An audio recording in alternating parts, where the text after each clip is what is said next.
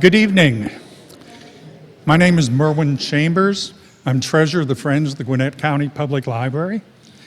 Thank you all for coming out tonight to this program and supporting the Gwinnett County Public Library and local authors. I'd particularly like to thank Mayor David Still and his wife Vicki for coming out tonight to support us. We appreciate you being here. Thank you. Tonight's presentation is a panel discussion. Later in the evening, we will open it up for questions from you all. When you do have a question, if you have a question, would you please go to the microphone, which will be in the center aisle. That way we can get your question on tape and everybody in the room will be able to hear you. First tonight is Kalinda Shilaba. She is a 6-time Emmy Award-winning writer and producer and content creator. As a broadcast coordinator for GCPS TV, she's a storyteller at heart and loves shining a light on others. She consults with authors and creatives to help define their work and to bring their stories to life. Shilaba is active in the National Academy of Television Arts and Sciences, Women in Cable Television, Leadership Gwinnett, and is a PBS NewsHour Student Reporting Labs Connected Educator. Please welcome Kalinda.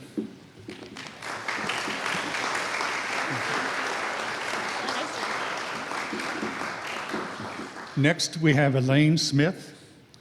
She taught broadcasting journalism for 15 years. She is an active member of the Atlanta Writers Club and has presented her work at the Decatur Book Festival. She's a member of the Society of Children's Book Writers and Illustrators, Georgia Writers Association, Friends of the Gwinnett County Public Library, and Georgia Association for Instruction Technology. Please help me welcome Alayne.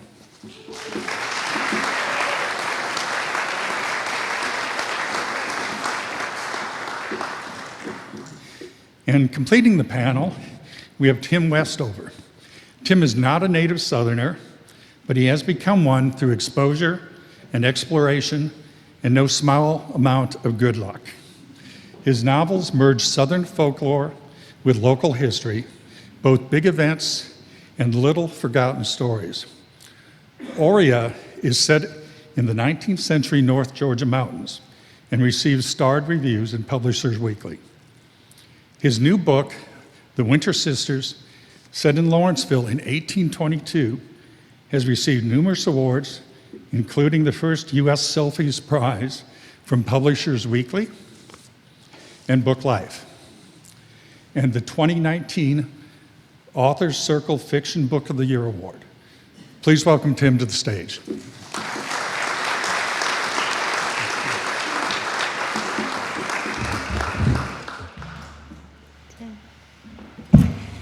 Well, welcome everyone. It's so wonderful to have you here this evening. It's an honor to be here with our two distinguished authors. You're in for a real treat having the opportunity to get to know them and the characters in their books. Our theme for tonight is Southern Authors, Southern Voices. So let's start by talking about your journey to becoming a Southern author. So Alayne, you want to go first? Okay, I was inspired to write by my Aunt Zena, who at one time lived in Cuba. So many of my books have a Cuban thread in them. To back up, my husband and I were writing our stories for our children. From the time we were babies, illustrated with wonderful pictures, until the time our first child was born. And when I got to my Aunt Zena, this mysterious aunt whose picture is over on my table, I thought, I really think there was a novel there. So I took a class in writing for children at Emory, and it went from there. But it all started when my husband and I decided to write our stories for our children, and I encourage all of you to do that. And Tim? I think my journey started with, I grew up the second half of my childhood here in Lawrenceville, went to Central Gwinnett High School, then went away to college, went to Russia, went to Iceland, went to all over Europe, and then moved back here to work. And now here I am stuck in suburban Lawrenceville, Georgia again, where there's 4 Chili's and 2 malls and lots of traffic. And while I'm sitting in traffic, I see a sign that says, Honest Alley. I'm like, well, what is that? There's got to be a story behind that. And knowing places like this building, and just looking into the history behind that and finding these stories, some of which are funny, some of which are profound, some of which are just tiny little funny stories about it's Honest Alley because it was the least honest place in town. That's where everyone went to swap their mules. And the White House that's no longer there was owned by a patent medicine seller who was also not particularly honest. And it just helped to give some color and richness to being stuck in traffic, I guess. It's always great to have a deviation from Yeah. that, for sure. So Alayne, with your book, this is Ellen Jones reporting. Tell us specifically about that inspiration, that character. Okay, actually, this is a sequel. My first book, Ellen and the Three Predictions, features the same outstanding, honest girl. And this is Ellen Jones reporting. She is a junior in college and has some decisions to make. She's in love with another college student who's a senior, who's very charming. He's an anchor for their newscast that goes out all over Miami. But he seems to think that she should give up her senior year to follow him because he's going to be in a major market right out of college. So this is set in 1961. There's that whole issue. Again, there's the Cuban thread. Ellen meets Mr. Chenard, who is working as a janitor at the police station. And Ellen has a background with Cuba. She went into Cuba actually to bring her aunt out in the first book. And so they connect, and it's a beautiful relationship that develops between Mr. Chenard and Ellen. So It's a great story there. And Tim, for the Winter Sisters, now there's the thread line there. Talk to us about that. Yeah, that was really born from a trip to the Crawford Long Museum, which is up in Jefferson. And he is known as one of the discoverers of ether and anesthesia in medicine. But the story is so much more twisted than that. There's a competing story that a dentist in Boston invented it first, and then there were lawsuits. But with Crawford Long, again, there's many different stories about what exactly happened there. But the one that I choose to believe in, which is not particularly flattering to Dr. Long, as great as man as he was, is that he and his friends like to use ether to get high. And one day they woke up the next day and had bruises all over them and didn't remember how they had gotten those bruises. And Dr. Long had a patient coming in who needed an operation on his neck. And he thought, if I just get him high, then he won't remember it, and maybe this will be great. So looking into that particular element of that, because it's not something that we would typically associate with a famous medical figure who has a hospital named after him, who has a statue in the basement of the U.S. Capitol building, that he was experimenting with all the different chemicals and found something useful in that. There's an important sense of place, obviously, in both of your books. We've touched on that a little bit. And how lucky are we to be sitting here in the city of Lawrenceville, where it's the setting for your book? So tell us a little bit about how that came to be, that Lawrenceville. Oh, well, this is one of the places I know best, from going to school here, from coming down here to eat at the restaurants, just walk around, Pokemon Go. I know that, that's like 6 years ago at this point, but, this is a really good place to play Pokemon if you're into that. I'm sure the audience would love to meet some of the this looks like a people Poke enjoy crowd that right too. here. And then I used to work just down the street here, so I was here all the time, walking every street here, and just wanting to know the history of every building. Why is Dominic's 2 stories over there? Why is it kind of kiltered? It actually used to be 3 stories, and it had porches all around it because that was the hotel. And so I really wanted to tie my novel very specifically to this location because I knew it well. I knew I could have it be believable and convincing, and that there were just interesting stories here. Sometimes I feel like I'm less of a creative writer than someone who just finds interesting folklore bits and then ties it all together into a narrative that hopefully makes sense. But what I really care about are all those little independent, fun pieces. Excellent. And we're going to touch base on some of the historical research and how you actually go about doing that. But Alayne, let's have you share. Settings in my book for a girl that grew up in Alabama and went to college in Miami. There's also Cuba, which I've mentioned many times. I keep coming back to that. It's, now that that's a thread in my books. But when I started with the first book, I'm digressing, but I ran across a story. I was researching this aunt of mine who lived in Cuba when Batista was there.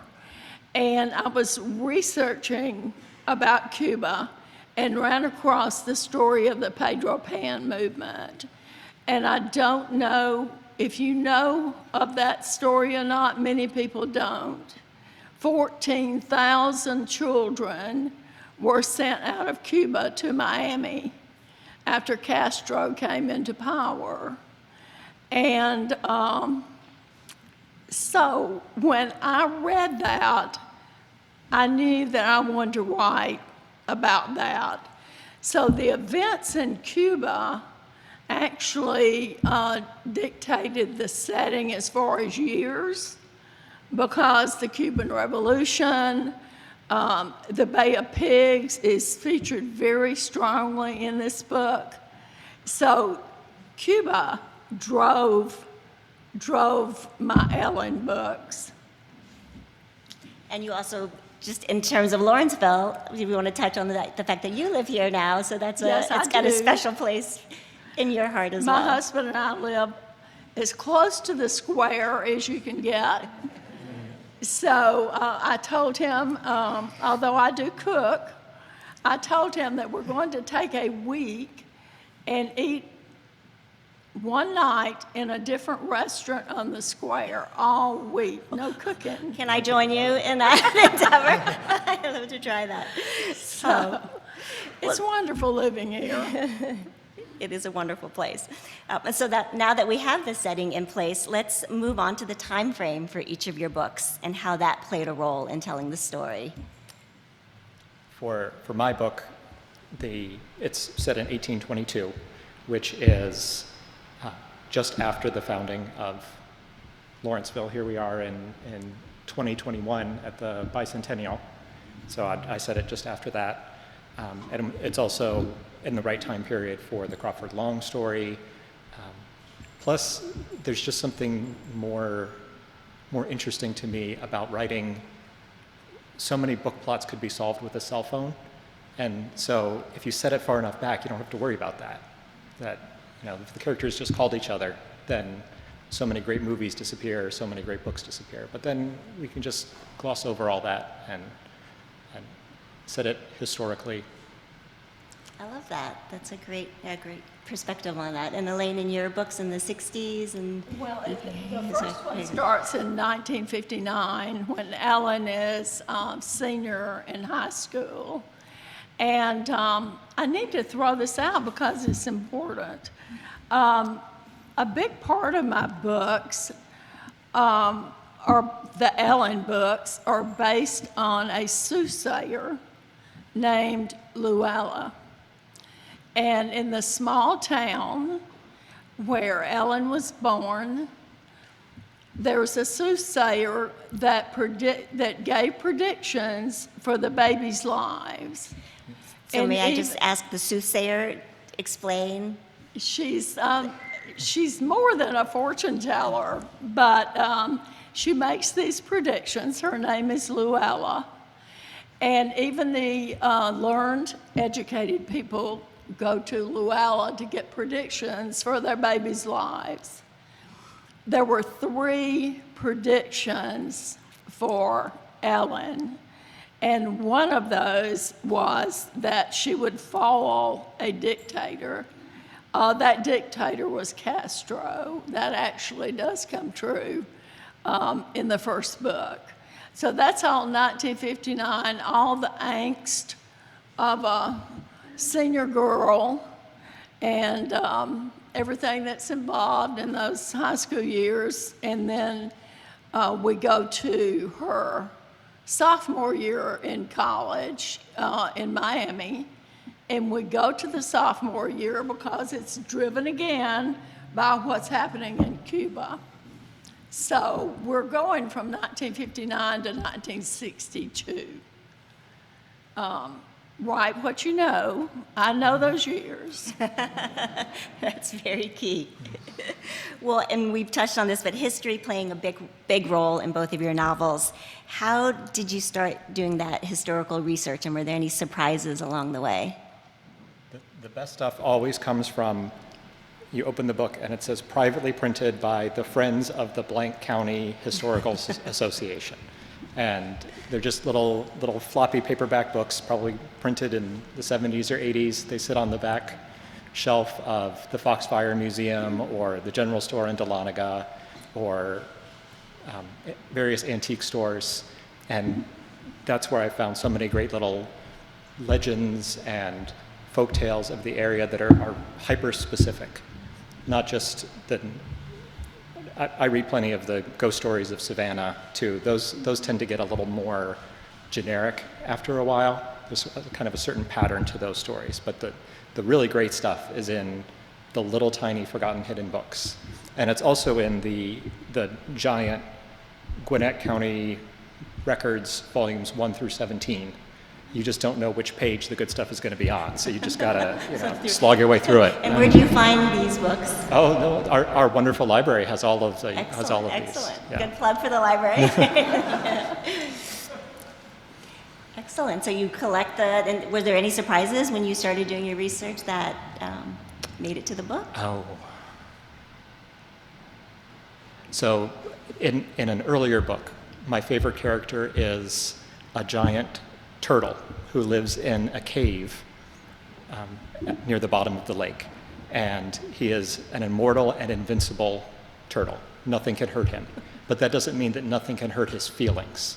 And so in this legend that I found in a little book out of North Carolina, the settlers, knowing that they can't harm the turtle, just go in there and insult him until the turtle moves away.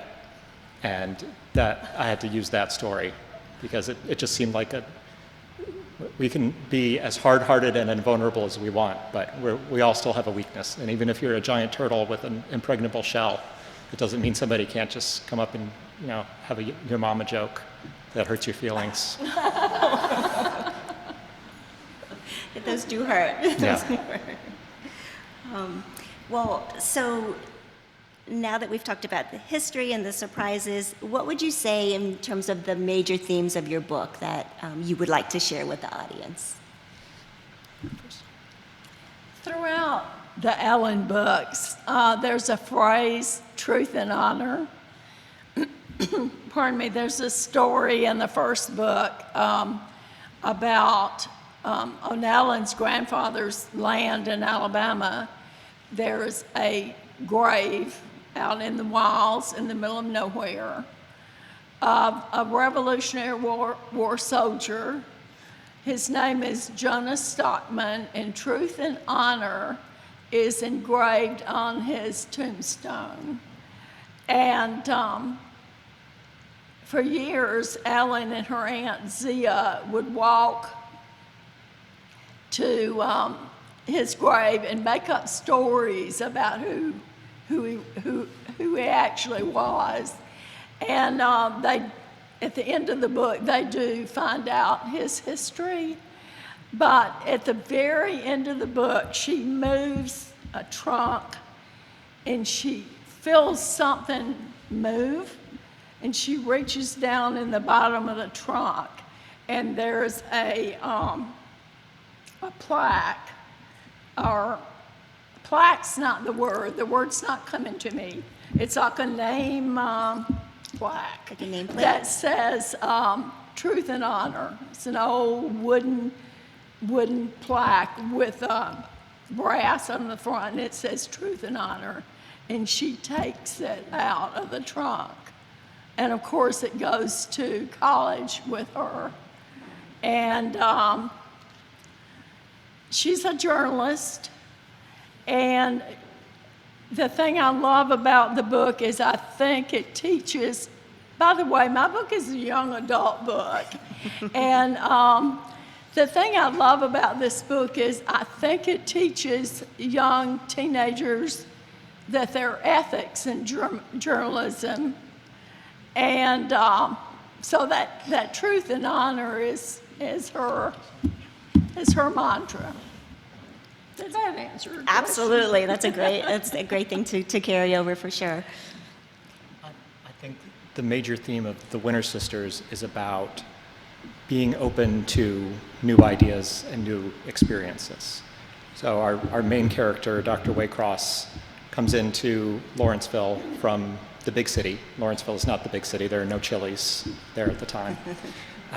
And he has the best medical training that 1822 can provide him, which we all know now is nothing close to what medicine should be. That a doctor in 1822, if he didn't kill the patient, that was about the best he could hope for. When he gets to Lawrenceville, though, he finds the Winter Sisters, who are folk healers. And they use herbs from the forest, they use magic rituals, and then just the mysterious power of their personality to heal people. And it only comes through time that Dr. Waycross sees that even though he doesn't agree with these methods, they're doing something for people. They're helping people, they're improving people, they're all on the same side, even though they're not doing things the way he would do. And he's trying to ally himself with the Winter Sisters and learn what he can from them, learn their secrets, learn their ways, where there may be good medicine in these magic rituals or old folksy herbs.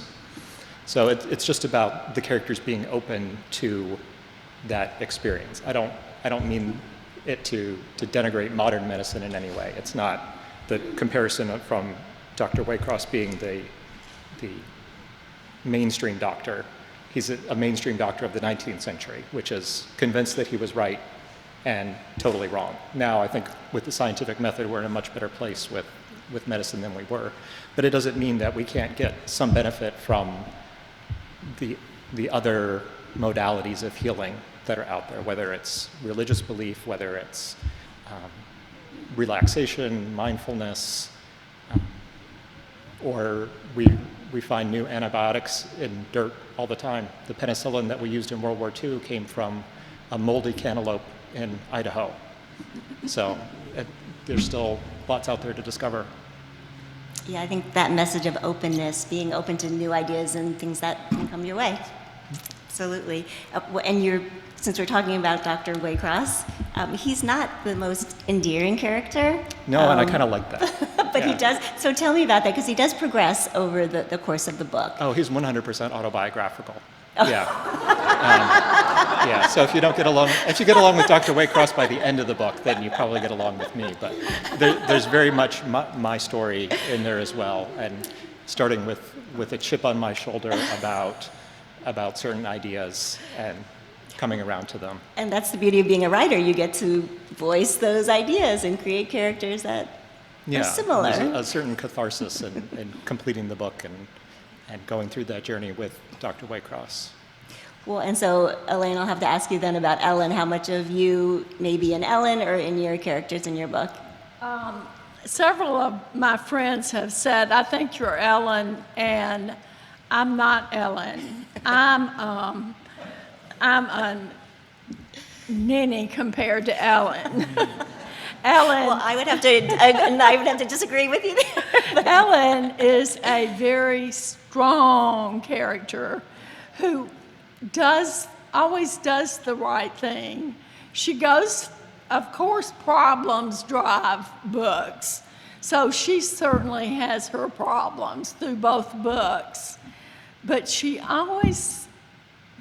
learns from her problems, as we should.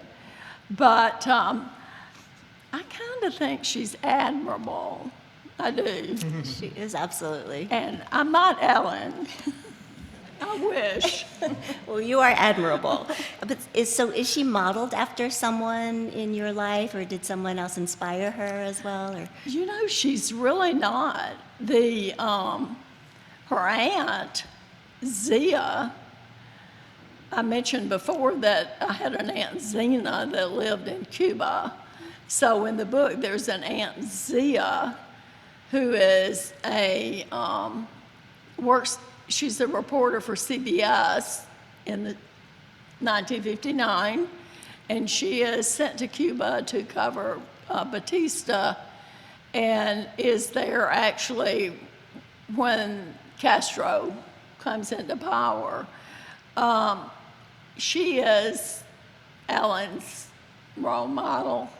Ellen wants to be her. There's no doubt that Ellen will be a successful broadcast journalist. Well, when you mention that you have an aunt, that it's related, when you're writing your books and you reference individuals, do they sometimes say, is that me? Are you writing about me? Have you ever come across that, or is there anyone that's ever talked about that with you?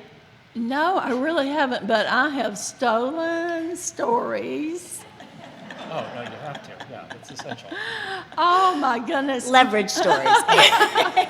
They're not about the main character so much. They just are woven into my books because they are so funny. And I just have to use them. And I'm not going to give an example because I'll embarrass my dear friend Donna Cannon.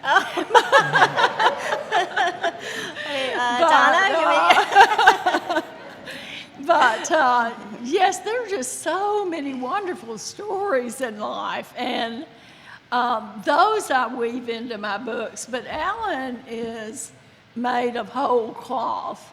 She's really her own unique character, as is everyone else in the book except Ellen's grandfather and Zia.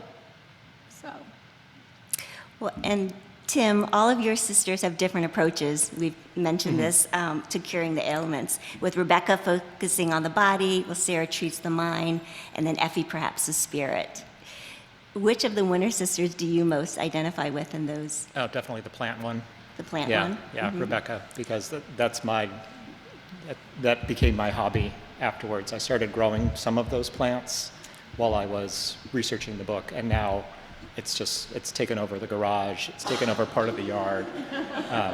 Leah knows, yeah, there's plants everywhere, and I'm reading up on the medicinal effects. I have healing ones, I have ones that probably shouldn't go anywhere close to, just to have as part of the collection. I have endangered plants that I've then purchased the seeds, then trying to grow them here that are native Appalachian plants. So that's definitely the character that I would gravitate towards, which again, autobiographically, since that's the one that Dr. Waycross ends up with. That makes sense. That makes perfect sense. And so in terms of the Black Panther, that is also a character in the book. He goes from being deadly, a ferocious threat to being a gentle, sympathetic character at the end. What does the Panther represent in your book? Oh, what does the Panther represent? The ferocity of nature. Nature is not our friend. We've We seen can- that the last few months Yeah, for sure. I mean, we can try to work with it, but if it came down to a slugfest, we're not going to be the winners of that. And I think that there's some element of that too with the Panther, that there's this menace that's stalking you. It's not something that can be totally controlled. That's cool. That's something that definitely to think about, and as you're reading that book and following that character, to see that progress. So you have to read the book and see what you think about that. And so, Elaine, in the end of your books, you talk about Ellen's notebook, and why is that important, and what's included in that? A sequel. Both the Ellen books have a section, as you said, entitled Ellen's Notebook. When I retired from Brookwood High School, one of the students said, "What are you going to do with your time?" And I said, "I don't know. I may write a textbook." And I didn't really want to do that. It's been a while since I've been in school, and I don't know. The last I heard, we were moving away from them. But in a sense, that's what I did. I've written a fiction book that has nonfiction in it as well. The first book has, there are two sections, pardon me, that have Ellen's notebook. And in those notebooks, she jots down everything she learns about journalism. The types of shots, long shot, medium shot, close up, and so forth. Types of camera movement, types of angles so that you're looking at things from different perspectives. How to be on-air talent, how to edit, how lighting, and on and on and on. And really, you put the two books together, and it's a textbook for introductory broadcast journalism. So in a sense, I did write that textbook, but I wanted students to have, that read my books, I hope they love the fiction part, but if they're interested in broadcast journalism, I hope that part of it helps them too. So I can't quite move away from that broadcast journalism. Well, I have Taught that, so.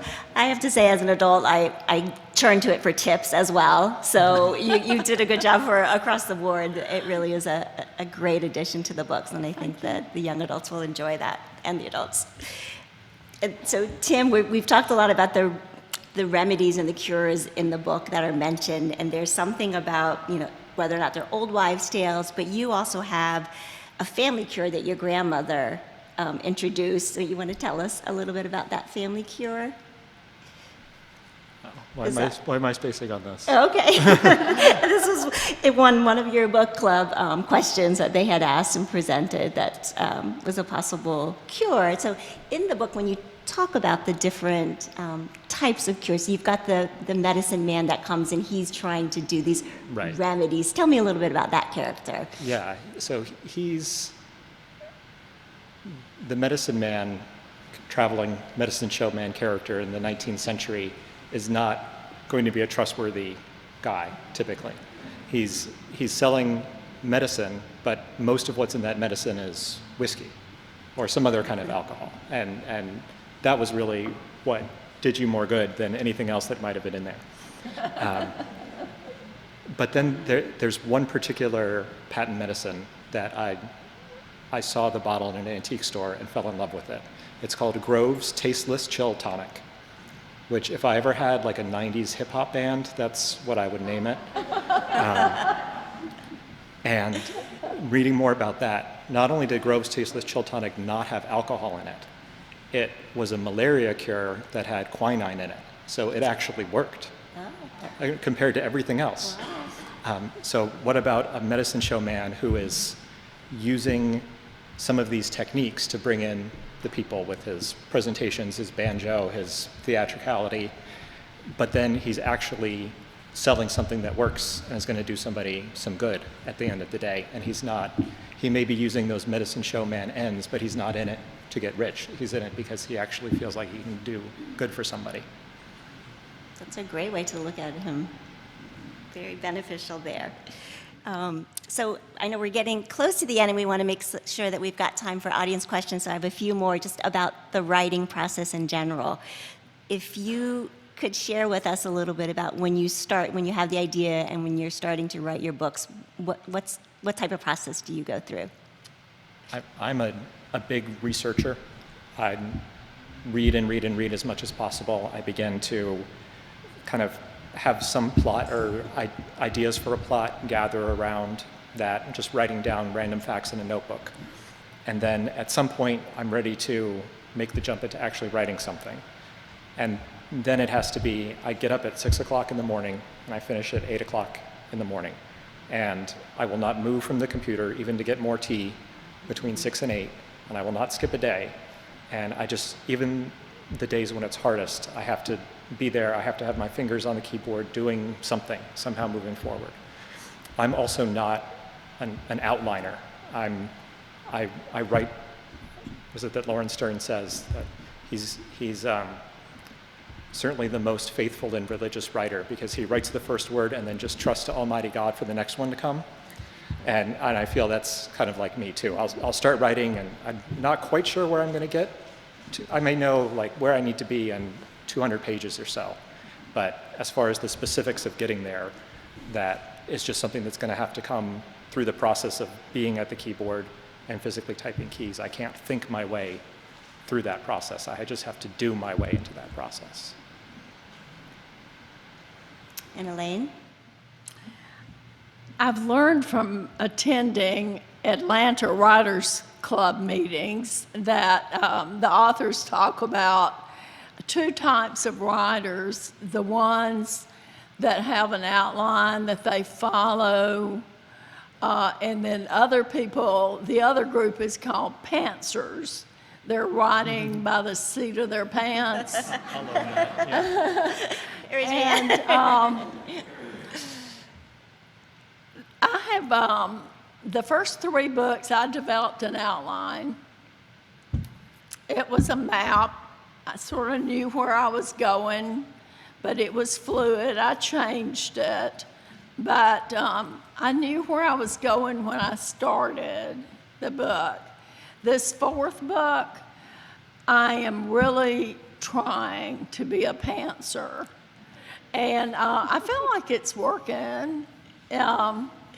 So we'll see where I go with that one. Well, how about what advice you would share for those that may be in the audience or watching at home about, if they hope to write their own books one day, what advice would you give?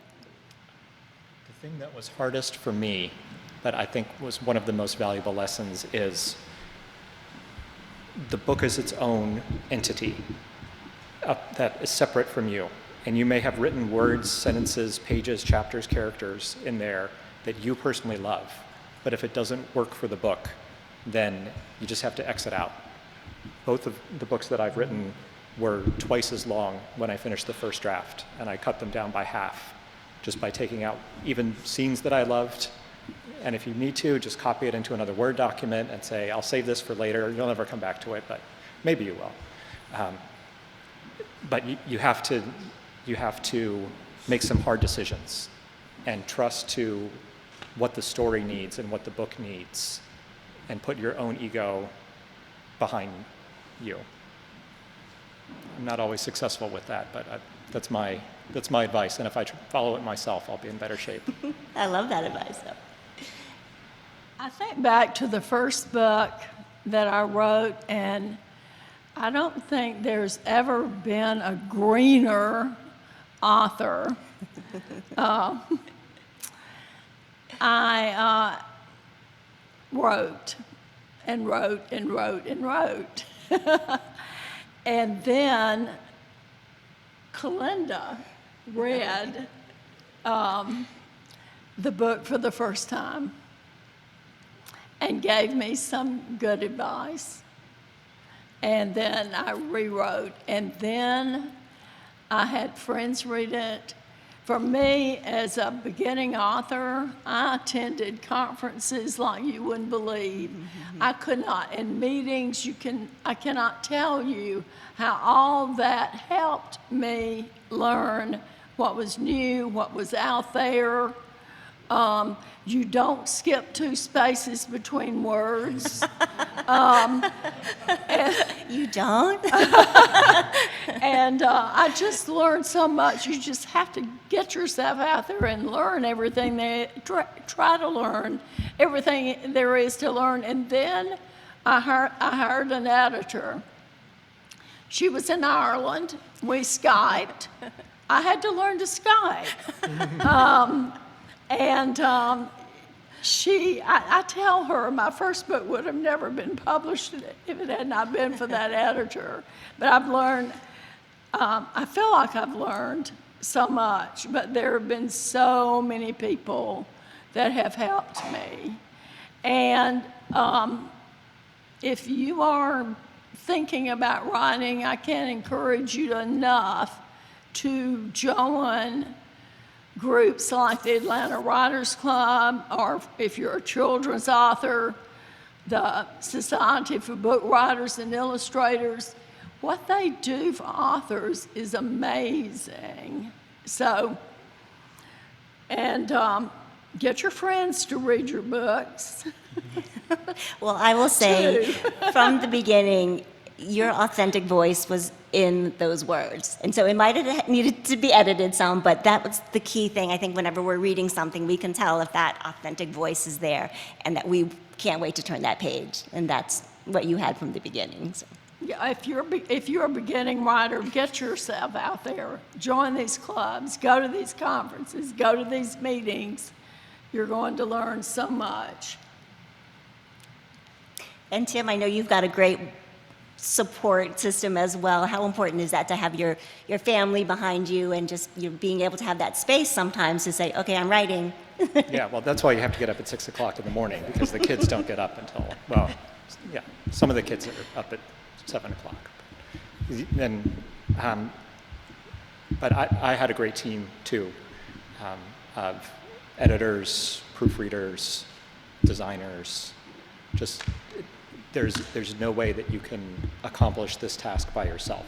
And maybe your name on the front, but that's a stand-in for a whole team of people who've been there for not only the creation process, but the publication process and the marketing process afterwards. It just, there's so much I owe to so many people. And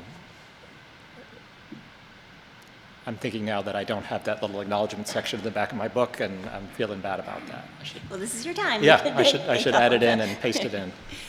Well, I know there's probably a lot of questions from the audience, and we want to make sure that we make some time for that. So if whoever has a question may want to come up to the microphone, we'd love to kind of start with a little Q&A here to wrap up the evening. While they're coming up, may I add one thing? Absolutely. The Bay of Pigs is huge in this book, and my husband and I found out that a almost lifelong friend had been on one of the 2 ships at the Bay of Pigs. And his story is in this book. And he was to be here tonight, but they have surgery looming in the family next Tuesday. But kudos to Jim McClendon for his service and for sharing his story. Had to get that in. Oh, that was wonderful. Yes. Yes. Yes, tell us about what you're working on now. Okay, so I had a book that I was working on that was much more in my genre, but then it came to me in a dream. Oh. So it's like multiple alternate histories where the 2019 Korean movie Parasite never came out. Oh my goodness. So the character just wakes up one morning and she remembers Parasite, but nobody else remembers Parasite. And then there's all these, it made a lot more sense in the dream. I'm still kind of trying to work it out. And I was going to get rid of it, but the title is Parasite Lost. So you just can't. Oh my God. It's perfect. I think you've got us right from the title on that one. Yeah. You don't even have to write the book. You could just do the cover and sell it. And Elaine, your latest work? My latest work is another Alayne book. I did write an adult book, Educating Sadie, set in 1892, about a first-year teacher who takes a sharecropper's wife under her wing. The sharecropper's wife is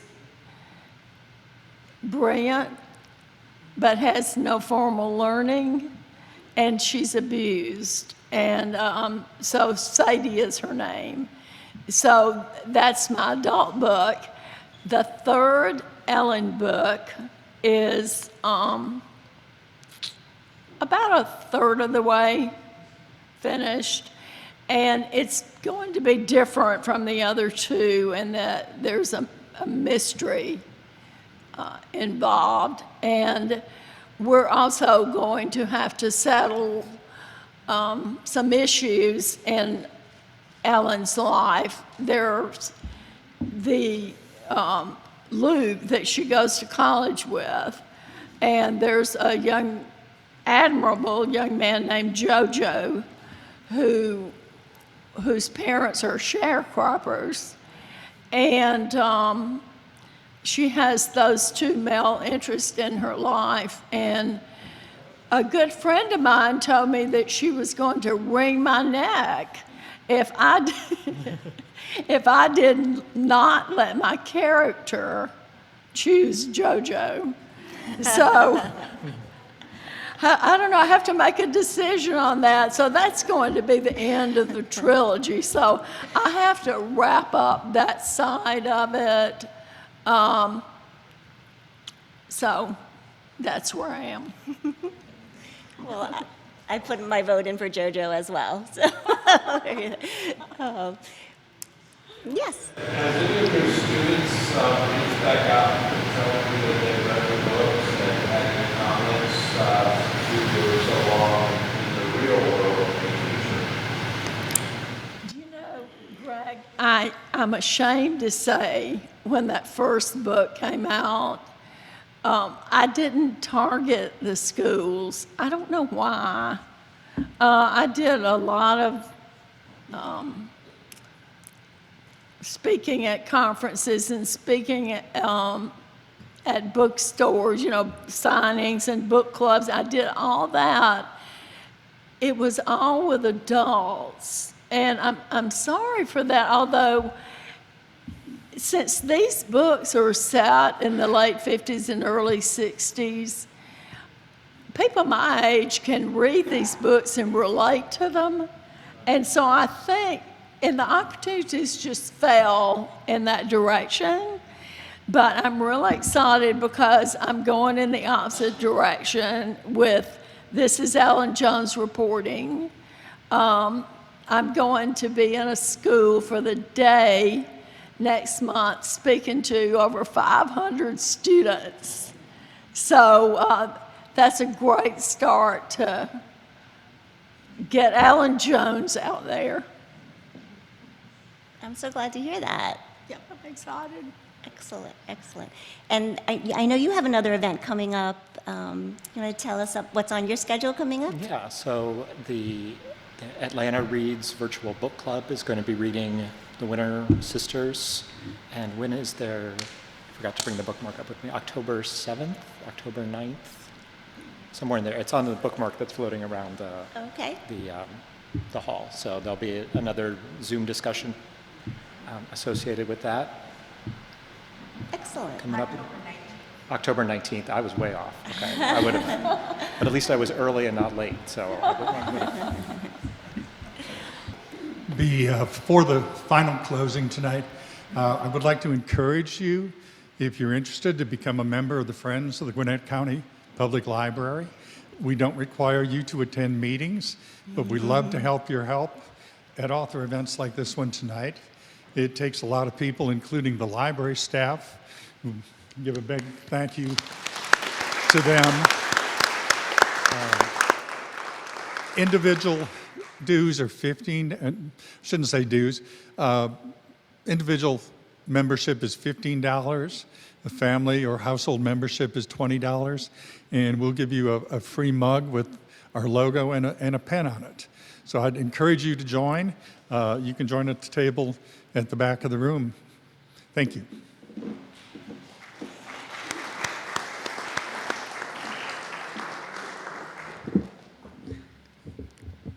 Sorry. On behalf of Gwinnett County Public Library, thank you all for coming out tonight. Thank you to the Friends of the Library who sponsored today's door prize. Thank you to our moderator, Kalinda, and our two wonderful authors. We appreciate you very much. To Mimi Schroeder, who did a lot for us to help with that marketing, and to our mayor and his wife for coming out. And I'm going to let him do the honor and pull the door prize.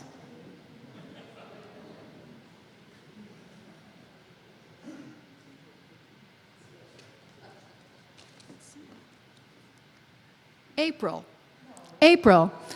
Head right back there and they'll be happy to give you your basket. Congratulations. Ladies and gentlemen, books are still for sale over at that table and at this table. Our authors are going to stay right here and be happy to meet you and autograph your books. The book club meeting where we talk about the book is October 19th at 7 o'clock. You can just check out the Gwinnett County Public Library's website to learn how to participate. It's a virtual live book club. And I believe our author is going to tune in and answer a few of their questions. So we welcome you to come. We thank you again for coming this evening. And please feel free to have some decaf coffee or water, buy your books, and come on up and meet our authors. Thank you.